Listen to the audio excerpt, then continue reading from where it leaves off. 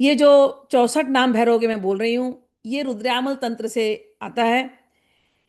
भैरव के जो रूप बताए गए, दिव्य स्वरूप, उनमें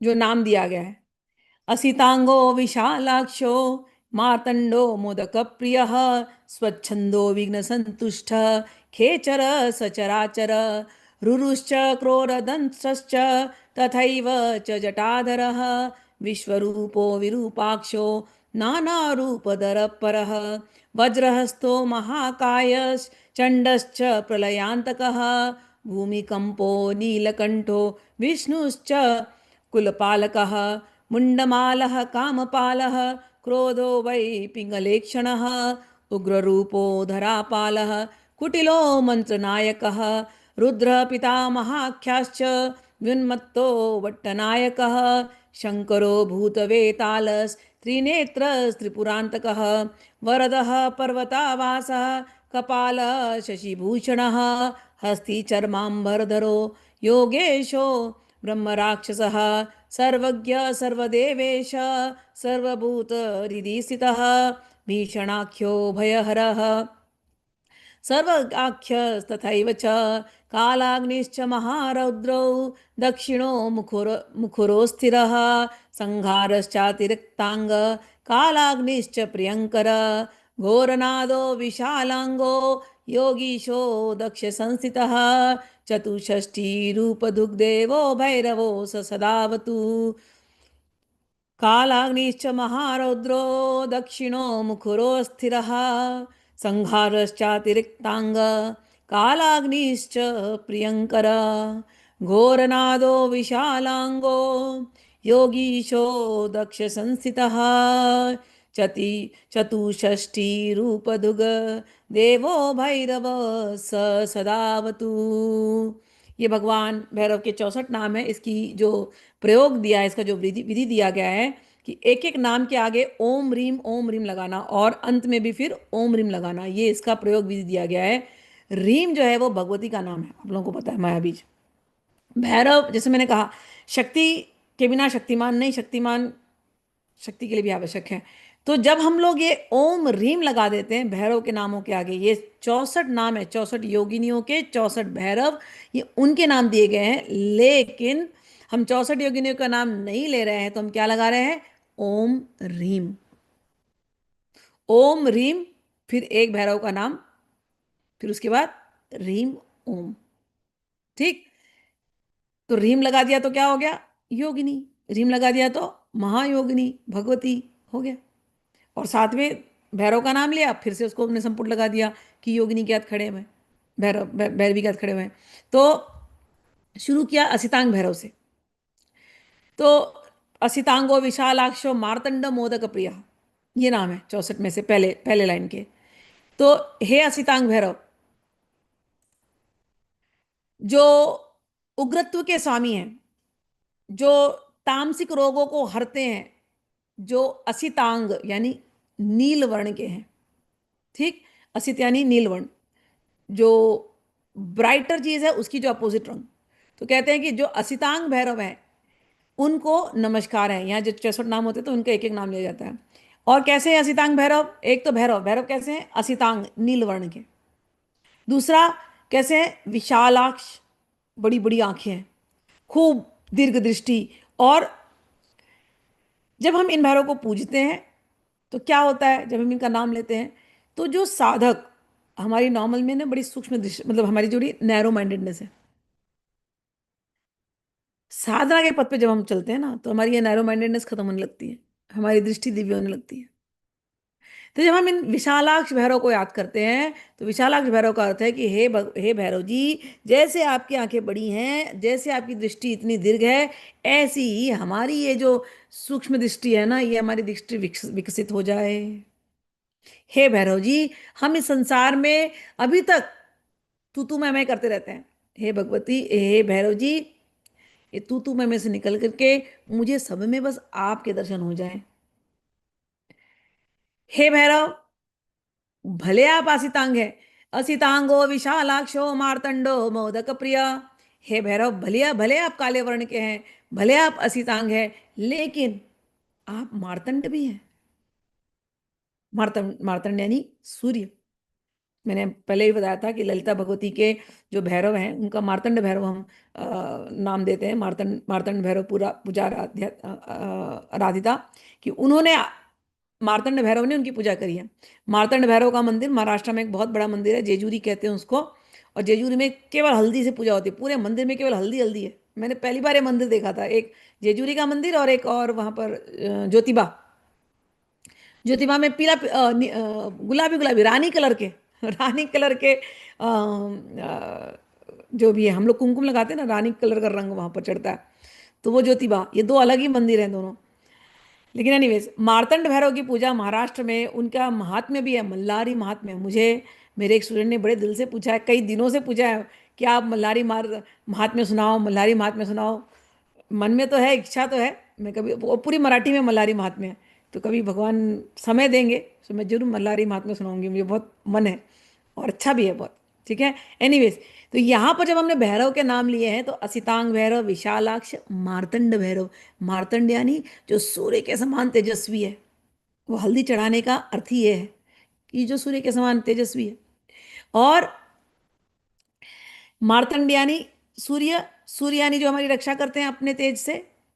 तो वो मार्तंड भैरव जो सूर्य के स्वरूप में जो तेजस्वी हैं, और जो अपने तेज और अपने तप से अपने साधक की साधनाओं का रक्षा करते हैं, उन मार्तंड भैरव, ललिता के भैरव को हम पूजते हैं, नमस्कार करते हैं।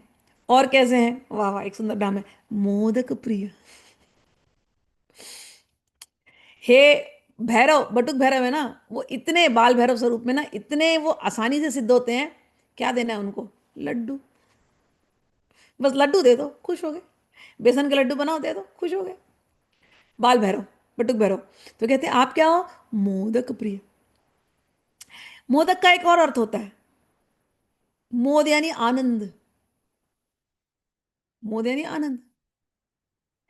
तो जो व्यक्ति अपना सब आनंद उनके चरणों में समर्पित कर दे, भैरव उससे खुश हो जाते हैं। आप भैरव के पास जाओ तो आनंद रूप से जाओ। भैरव शिव का स्वरूप है, भैरव बाल रूप है, दोनों रूप में आप देख सकते हो भैरव को। आप उनके दोस्त बन करके जाओ, मेरा सखा है भैरव। भगवान से ऐसी दोस्ती रखी जा सकती है, अंडरस्टैंड, मैं ये बार बार इसलिए समझा रही हूँ। मोदक प्रिय से एक और अर्थ है गणेश जी।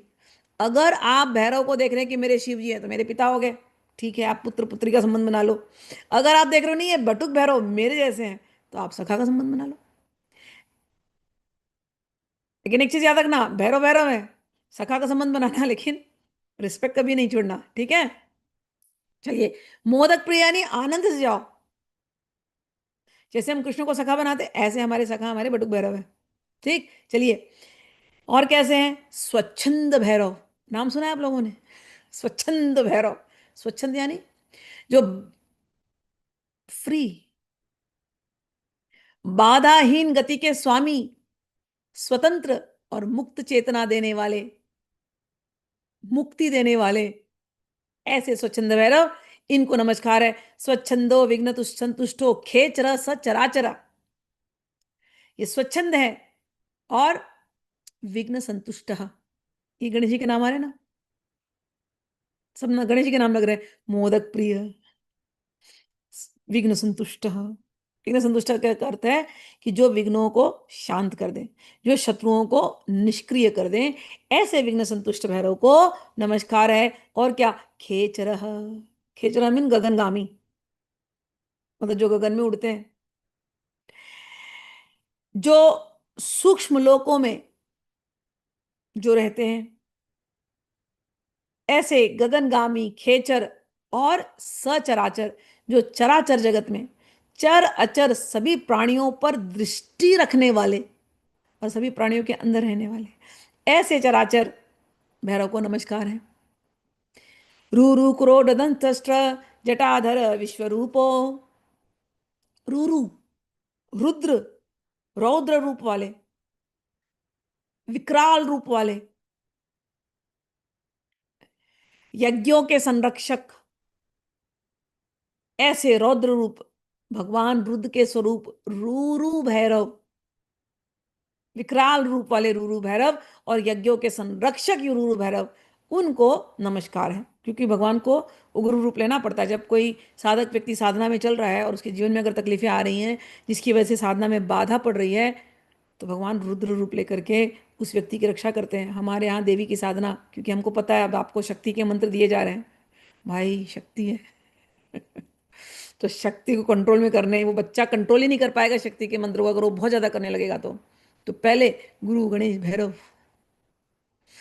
ये शक्तिमान साथ में लगा दो इनके बच्चे के साथ। तो ये दो, ये है ना गुरु गणेश भैरव, ये तीनों लगे हैं बच्चे के साथ। अब बच्चा बुलाता रहे माँ को खूब शक्ति के साथ, कोई तकलीफ नहीं है। बच्चे, वो शक्ति आउट ऑफ कंट्रोल हो नहीं सकती। लेकिन बच्चे ने अगर एक्सपेरिमेंट करना शुरू कर दिया, नहीं नहीं बस, तो बच्चा संभाल नहीं पाएगा शक्ति को। इसलिए हमारे यहाँ गुरु गणपति भैरव पहले कराते हैं और फिर देवी के मंत्रों को देते हैं। या अगर भैरव के मंत्रों को जप रहे हैं तो उसमें रीम, ये माया बीज, इसको लगाते हैं जैसे मैंने अभी बताया। ठीक, केवल आप भैरव के अगर आप बीज मंत्र लगा दोगे, भैरव ओनली बीज मंत्रों के, भैरव नाम से कोई तकलीफ नहीं है, नाम लेने में कोई तकलीफ नहीं है। आप ओम भैरवाय नमः बोल दो, कोई तकलीफ इतना नहीं होगा। लेकिन उसमें आप ओम भम लगा दोगे ना, वो भम बीज मंत्र है, उसके साथ उसको शांत करने वाला एक मंत्र लगाना पड़ेगा। ठीक है, सबसे सेफेस्ट ये होता है कि भगवती का नाम लो और फिर भैरव का नाम लो, सबसे सेफेस्ट, तो कोई तकलीफ नहीं। ठीक, चलिए। क्रोध दंष्ट्र, क्रोध दंष्ट्र का अर्थ है वराह मुख, वरामुखी।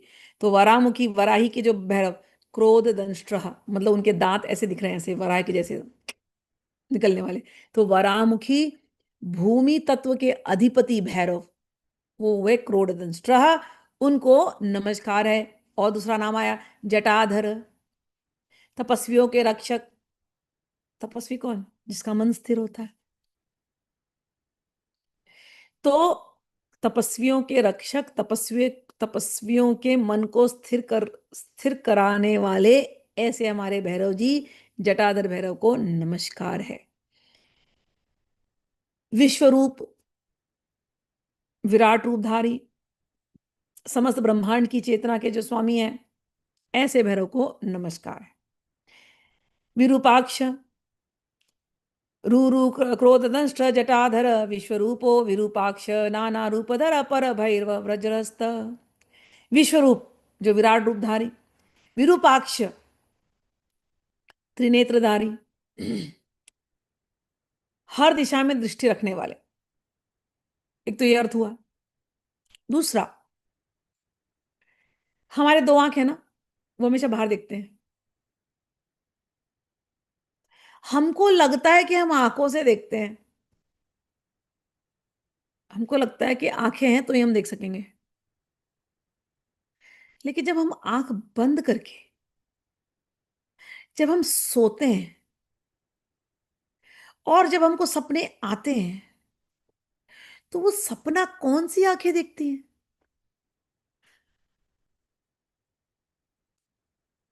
ये आंखें तो बंद कर दी, सो गए, और सपने देख रहे हैं अंदर। तो कोई तो आंखें अंदर है ना, जो सपना देख रही है। जब आंखें खुली तो भी भगवान हमको देख रहे हैं। जब हम आंखें बंद करके सोए और हम उस सपने में हैं, उस सपने में भी कोई हमको देख रहा है। वो जो हमेशा देखता है अंतर मन की आंखें, वो है विरूपाक्ष। भैरव साधना, याद हमने आज शुरू की थी कि भैरव साधना करने वाले की दृष्टिकोण जो है वो नैरो नहीं रह जाती, सूक्ष्म नहीं रह जाती, वो एकदम विस्तृत, विस्तृत हो जाती है, बढ़ जाती है, व्यापक होने लगती है। अंतर्मन उसका जागने लगता है, अंतर्दृष्टि उसकी जागने लगती है। भैरव की साधना करने से व्यक्ति अगर सच में भैरव में लगा हुआ है 100%, और शुद्धता से लगा हुआ है, गलत काम करते हुए नहीं लगा हुआ है। कई बार सिद्धियां आती है भैरव में, और सिद्धियां इतनी तेजी से आकर के आदमी को गिराती भी है भैरव में। सिद्धियों को ध्यान नहीं देते हुए कोई लगा हुआ है बस भैरव साधना में, और दूसरों के कल्याण के लिए लगा हुआ है भैरव साधना में, वो व्यक्ति त्रिकालज्ञ हो सकता है। सिद्धियां आपके पीछे चलें और सिद्धियों को आप उपयोग न करें, आपकी दृष्टि भैरव से हटनी नहीं चाहिए बस। वैसा व्यक्ति, वो क्लैरवॉयन हो सकता है, क्लैरवॉयंस है ना, वैसा व्यक्ति कि वो केवल भैरव से जुड़ा हुआ है बस। तो विरूपाक्ष का अर्थ वो है कि वो अंतर मन की दृष्टि, आंख बंद किया तो भी जो हमको देख रहा है वो विरूपाक्ष है। साधक जब विरूपाक्ष भैरव को याद करता है, उसके अंतः दृष्टि, उसकी इनर चेतना, इनर कौन जिसको बोलते हैं ना, कि वो सब कुछ उसका जानने लगता है। तो विरूपाक्ष यानी त्रिनेत्रधारी, जिसकी दोनों आंखें बाहर तो खुली हुई है लेकिन अंदर की भी आंखें जिसकी खुल गई है। जब गीता में भगवान कहते हैं ना, दिव्य दृष्टि ददामितम, कि मैं दिव्य दृष्टि देने वाला हूं। विरूपाक्ष का अर्थ है कि वो भैरव जो साधक को दिव्य दृष्टि दे दे, हर दिशा में दृष्टि रखने वाले, ऐसे विरूपाक्ष भैरव को नमस्कार है। तो जटाधर विश्वरूप विरूपाक्ष नाना रूपधर, अनेकों रूप धारण करने वाले, अनगणित अनगिनत रूपों में प्रकट होने वाले ऐसे जो भैरव हैं उनको नमस्कार है। परा भैरव वज्रस्त महाकाय चंड प्रलयांतका, वज्रहस्त, जिनके वज्रधारी, वज्रधारी, वज्र क्या, एक तो होता है हड्डी, क्लियर, दूसरा वज्र यानी वेपन, शस्त्र, तीसरा वज्र होता है वज्रधारी यानी संकल्प शक्ति के स्वामी। वो साधक जिससे संकल्प किया कि मैं साधना के रास्ते बढ़ रहा हूं, अब कितनी भी तकलीफें आए और उसका संकल्प टूटे नहीं। संकल्प, साधना में संकल्प से ही सिद्धि होने वाली है, संकल्प टूटा तो सब टूटा। तो कह रहे हैं वज्रहस्त, संकल्प शक्ति के स्वामी, ऐसे जो भैरव, जो साधक ऐसा होगा जिसकी संकल्प शक्ति इतनी स्ट्रांग है वज्र की तरह, उसके हृदय में भैरव प्रकट होते हैं। ठीक।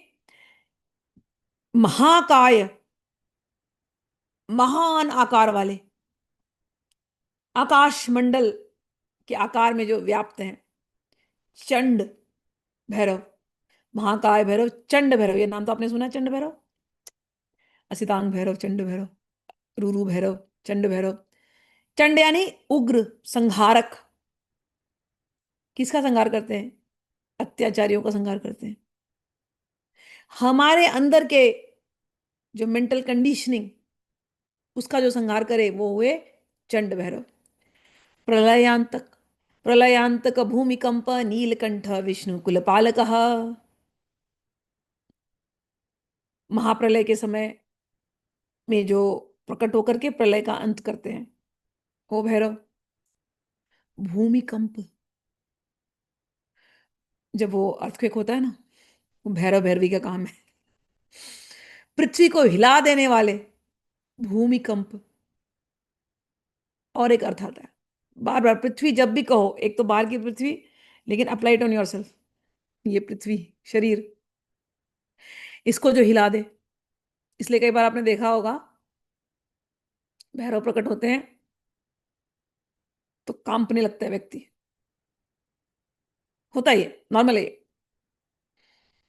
तो कोई बोले, बहुत लोग चैलेंज करते हैं, अरे भैरव तो ऐसे वैसे नहीं। भैरव अगर कहीं किसी जगह में प्रकट हुए हैं, उस जगह में, तो उनकी जो शक्ति है वो इफेक्ट करती है और व्यक्ति कई बार कांपने लगेगा। इसलिए भैरव साधना जब आप करोगे, हो सकता है एकांत में करो, और भैरव बहुत सरलता से आते हैं। भैरव जी से जल्दी प्रसन्न होने वाला कोई है ही नहीं। मतलब जैसे शिव ही है ना, इजिएस्ट पर्सन टू प्लीज इस भैरव जी। और भैरव जी की साधना करने लोगों को बोलो आ जाओ प्लीज, आ जाओ प्लीज, आ जाओ प्लीज, आ जाओ, हो सकता है आप कांपने लग जाओ, हो सकता है आप अपना सर ऐसे पटकने लग जाओ, हो सकता है कुछ भी हो सकता है भैरव जी आते तो। But do not worry. अगर वो शरीर कपाएंगे तो वो रक्षा कर भी हैं, वो शरीर को ठंडा कर भी देंगे। वो शरीर कांपती क्यों है? दो कारणों से कांपती है। मैंने कहा कि आपके अंदर के अत्याचारियों का को जो नष्ट कर दे वो है भैरव। आपके अंदर अत्याचारी कौन है भाई? आपके अपने षड रिपु, छह दुश्मन, काम क्रोध लोभ मोह मद मत्सर, उनके बीज जो आपने छुपा करके रखे हैं, चाहे आप देवी की साधना करो, चाहे आप भैरव की साधना करो, चाहे आप गुरु की साधना करो, ये छह जो जो दुश्मन जो आपके अंदर छुपे बैठे हैं, न जाने कितने फौज में बैठे हैं, उनको निकालने का काम वो करते हैं। जब वो निकालते हैं तो हम लोग कांपने लगते हैं। और जब उन क्षणों में कांपते हैं, गिरते हैं धड़ाधड़, और उसके बाद जब 2-3 दिन उसका इफेक्ट बहुत होगा स्ट्रांग, फिर आप नॉर्मल हो जाओगे। फिर उसके बाद जब कंपन आएगी वो अलग कंपन होती है। पहली कंपन तकलीफ वाली होगी, दूसरी कंपन आनंद वाली होती है, कि आनंद आता है। और वो, लेकिन वो समय लगता है, ठीक है ना। तो ये नहीं कि आपने पहला कंपन दूसरा कंपन में अब आप भैरव प्रकट हो गए, नहीं, ऐसा नहीं है। वो आते हैं, वो अपना प्रूफ देते हैं कि मैं हूं तेरे साथ। शरीर कांप रहा है, कभी कभी टेम्परेचर आपके एकदम डाउन हो जाएगा, एकदम सक करके नीचे, ठंडा। कभी एकदम हीट पैदा हो जाएगा बहुत बॉडी में। ये होता है, देवी के साधना में भी होगा, भैरव के साधना में भी होगा, एकदम हीट। तो आप सही चल रहे हो, चिंता मत करो। और आप घबराओ मत। क्यों? क्योंकि रक्षा करने वाले यही है, ठीक है ना। तो अंदर के आपके उनको निकाल करके आपको पवित्र बना देंगे। सही कंपन कब हुआ ये कैसे मालूम पड़ेगा? सही कंपन जब हो रहा है तो आप आनंद की स्थिति में होते हैं। आंसू निकल सकते हैं, आप रो सकते हो, लेकिन अ, जो आंसू होते हैं ना, वो आनंद के आंसू होते हैं। और ये आनंद की जो स्थिति होती है आपके जीवन में बहुत लंबे समय तक चलेगी। मतलब आप हफ्ता 10 मतलब इट विल गो। आनंद आपका पीछा नहीं छोड़ेगा। साधना में आप सफल हो गए हैं, उसका सबसे बड़ा लक्षण यही है। ये कांपना अपना लक्षण नहीं है, ये तो बिगिनिंग है, ये तो बिगिनिंग है। साधना में आप सफल हो गए हैं, इसका एक ही लक्षण है कि आप हमेशा आनंद में हैं, आप हमेशा शांत हैं। आप अगर अंदर में रेस्टलेस हैं तो अभी आप साधना में आगे नहीं बढ़े हैं। हालांकि भगवान आकर के आपको साइंस दे रहे हैं, लेकिन आप साधना में 2 स्टेप आगे, 1 स्टेप पीछे हो रहे हैं। ठीक, चलिए। तो भूमिकंप, शरीर कांपना, ये भी भैरव की कृपा से होता है। और क्या है? भगवान का नाम नीलकंठ, शिव जी का नाम विषहर, रक्षा करने वाले। भगवान ने नीलकंठ रूप में जहर लिया और देवताओं की रक्षा करी है, पृथ्वी की रक्षा करी है। ऐसा जहर है जो ना वो उगल सकते हैं, जो ना निगल सकते हैं, ठीक है। तो वो भगवान नीलकंठ। और इनका एक और नाम दिया, नीलकंठ विष्णु। भगवान विष्णु पालक स्वरूप में, सत्व गुण में स्थित भैरव, ऐसे भैरव को नमस्कार है। कुल पालक, जो वंश और परिवार की रक्षा करने वाले ऐसे जो भैरव हैं, इनको नमस्कार है। मुंडपाल, मुंडपालक, शव और स्मशान के अधिपति, उनको नमस्कार है। कामपाल, जो हमारे कामनाओं की रक्षा करते हैं। कामनाओं की रक्षा करना क्या होता है? कामनाएं कभी कभी ऐसी आगे बढ़ती हैं कि हम हमारा वो हमको वो गलत रास्ते पे ले जाएंगी। लेकिन कभी कभी भगवान जो भैरव को पूज रहे हैं, मैंने हमेशा से कहा है, बहुत केयरफुल है। Bhairav is very very sweet, very strict, very nice. तो भैरव जो है वो कामना की रक्षा करने का अर्थ है कि तू बह मत जा कामना में, पूरा कर कामना, किसने रोका है? लेकिन बह मत जा, बहेगा तो रुक जाएगा। तो कई बार भैरव जी वो जहाँ डंडा देना दे करके व्यक्ति को वापस ले आते हैं। तो कामनाओं की रक्षा और हमारे संयम के जो अधिपति हैं वो है कामपालक भैरव। फिर है क्रोध, हमारे अंदर का क्रोध, और क्रोध को नियंत्रण करने वाले जो भैरव हैं वो हैं क्रोध भैरव। तो तो असितांग भैरव, रूरू भैरव, चंड भैरव, क्रोध भैरव और पिंगलेक्षण, ये इनके अलग अलग रूप हैं। पिंगलेक्षण यानी पिंगल नेत्रों वाले, सुनहरे नेत्रों वाले, सुहृदय, जिनका हृदय बहुत कोमल है। भले क्रोधी हैं, भले नाम इनका क्रोध भैरव है, लेकिन क्रोध भैरव होने के बावजूद ये बड़े सूर्यदेही, बड़े प्रेमी हैं। इनका क्रोध ऐसे क्षण का है, बस ऐसा ऊपर आया फिर चला गया। ठीक। अभ्र रूप, अभ्र रूप यानी मेघ के जैसे। मेघ क्या करता है? पानी बरसाता है। तो भले ये क्रोध है, दिखते क्रोध रूप है, लेकिन नहीं, ये क्रोध रूप के साथ साथ ये अभ्र रूप भी है। अभ्र रूप यानी कि जो करुणा की वर्षा करने वाले। ये बोलते बड़े जोर से हैं, ध्वनि करके, गर्जना करके एकदम, मतलब इनकी आवाज सुने कोई व्यक्ति तो घबरा जाए। सच में सुनते हैं, मैं ये ऐसा नहीं कि नहीं सुनोगे आप। ये बोलते हैं, ये आप सुनोगे इनकी आवाज, और इनकी आवाज सुनोगे तो डर भी लगेगा। कि कैसे बोल रहे हैं। लेकिन वो वो गरजते हैं, ठीक है, लेकिन वो प्रेम की गर्जना है। तो उनकी जो बादल कैसे गरजते हैं, तो कभी कभी बादल के गरजने से डर लगता है, लेकिन बादल बादल के गरजने से पता है ना बारिश आने वाली है। बस वैसा है इनका गरजना। तो क्रोध भैरव गरज के बात करते हैं, लेकिन गरज के बात करने में भी, उनके गर्जना में भी उनका प्रेम छुपा हुआ है। समझ लेना, अब बस प्रेम की वर्षा होने वाली है। और क्या है वो? धरापाल। वो धरती की रक्षा करते हैं, पृथ्वी की रक्षा करने वाले, ऐसे भैरव जी। और क्या है? कुटिल। कुटिल, कुटिल का अर्थ होता है जो बहुत सारे गूढ़ रहस्यों को जानता हो। तो गूढ़ रहस्यों के जो अधिपति, मायावी मार्गों में जो पथ प्रदर्शक हैं, ऐसे जो भैरव हैं उनको नमस्कार है। और नाम है मंत्रनायक महारुद्र पितामह उन्मता। ये मंत्रों के अधिपति हैं। सारे जो तंत्रागम है उसमें आनंद भैरव, आनंद भैरवी, इनका ही नाम होता है। उन्मत्त भैरव, उन्मत्त भैरवी। तो ये मंत्र नायक, समस्त तांत्रिक मंत्रों के ये अधिपति हैं। ये महारुद्र हैं। ये पितामह है, ब्रह्मा रूपी ज्ञानदाता है। ये उन्मत्त अवस्था में रहते हैं। उन्मत्त अवस्था क्या होती है? समाधि अवस्था में। प्रलय होता है इतना बड़ा है, हम लोग तो घबरा जाते हैं प्रलय में। आग लगी हुई हर जगह, और ये समाधि में।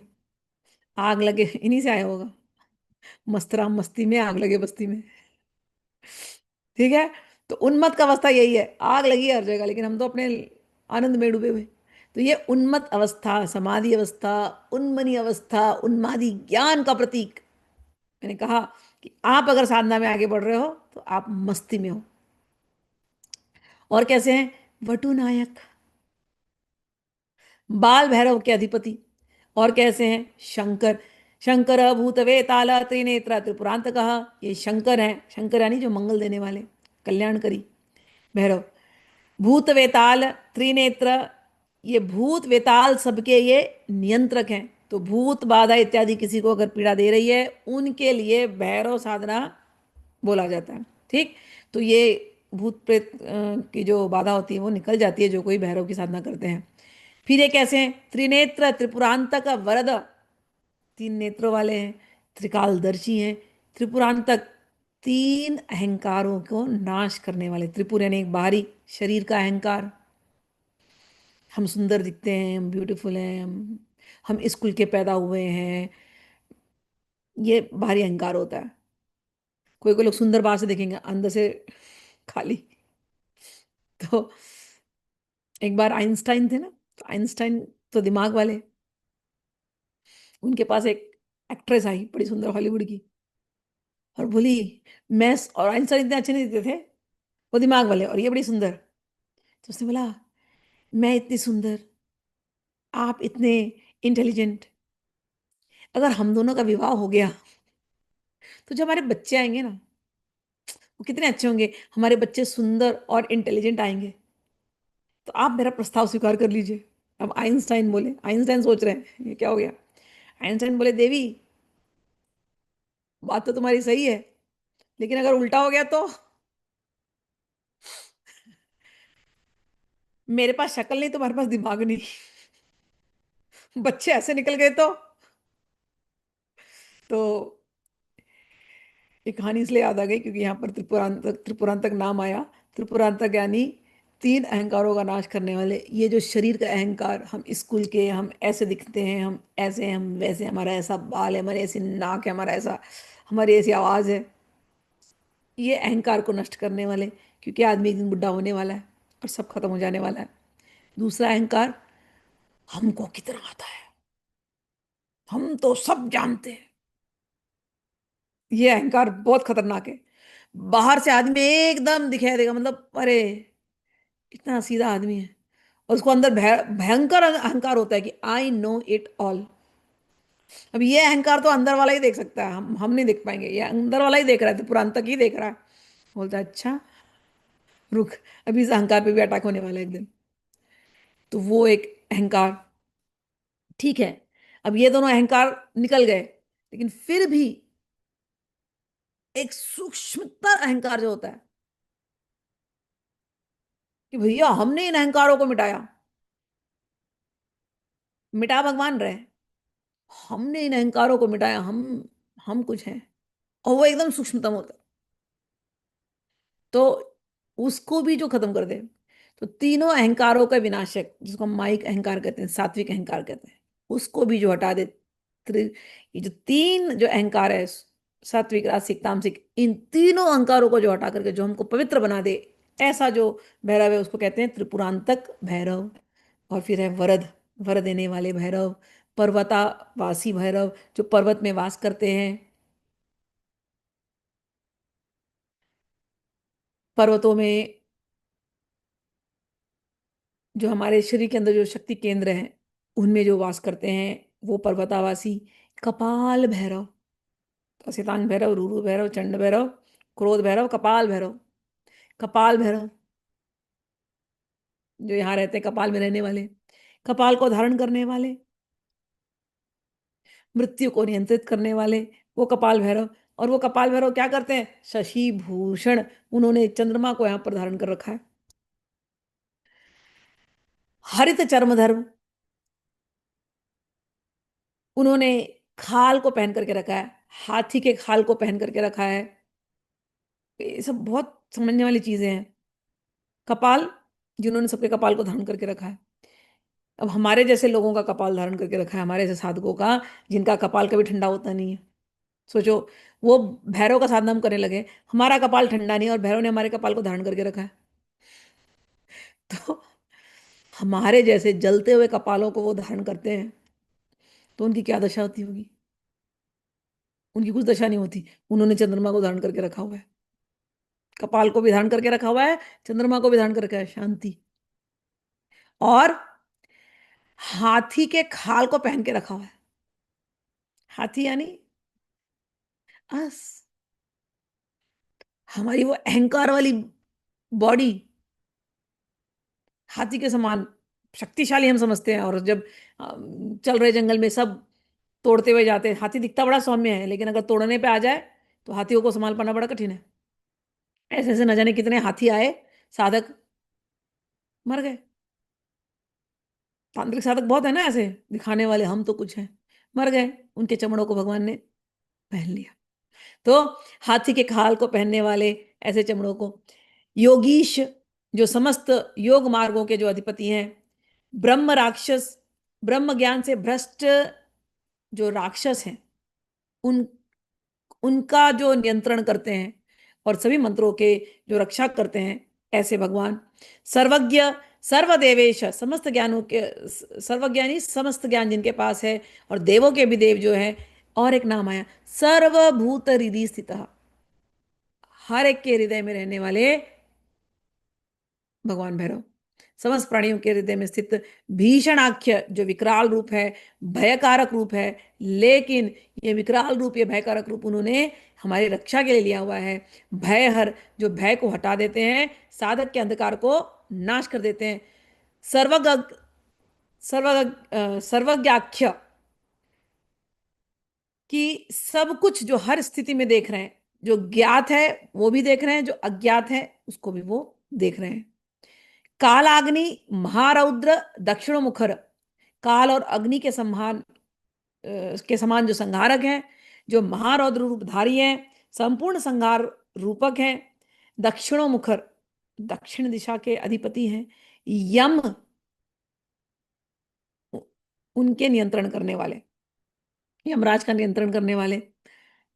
अस्थिर, संसार ये जो अनित्य है, ये इन्हीं की वजह से है। संहार, अतिरिक्तांग, संसार के अनित्य प्रकृति के स्मारक और मृत्यु और परिवर्तन के अधिपति संहार भैरव। अतिरिक्तांग, असंख्य अंगों वाले, अनंत शक्ति के प्रतीक ऐसे भैरव।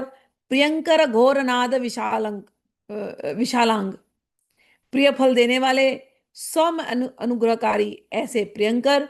घोरनाद, शब्द शक्ति के नियंत्रण करता, नाद ब्रह्म स्वरूप, विशालांग, विशाल शरीर वाले, योगीश दक्ष संस्थित काल भैरव, विशालांग योगीश दक्ष संस्थित काल भैरव, इनको नमस्कार है। विशाल शरीर वाले, आकाशीय चेतना में स्थित योगीश, योगियों के अधिपति, ध्यान के आधार, दक्ष संस्थित, दक्ष जो यज्ञ करता है उसको दक्ष कहते हैं। तो यज्ञकर्ता के पास जो रहते हैं भैरव, यज्ञों के रक्षक करने वाले भैरव, इसलिए जो हम साधना करते हैं वो हमारा यज्ञ है, उसकी रक्षा करने के लिए भैरव, इसलिए गुरु गणपति भैरव। ठीक। तो दक्ष संस्थित, दक्ष यानी यज्ञ करने वाला, उसके निकट स्थित, दक्ष यानी एक्सपर्ट।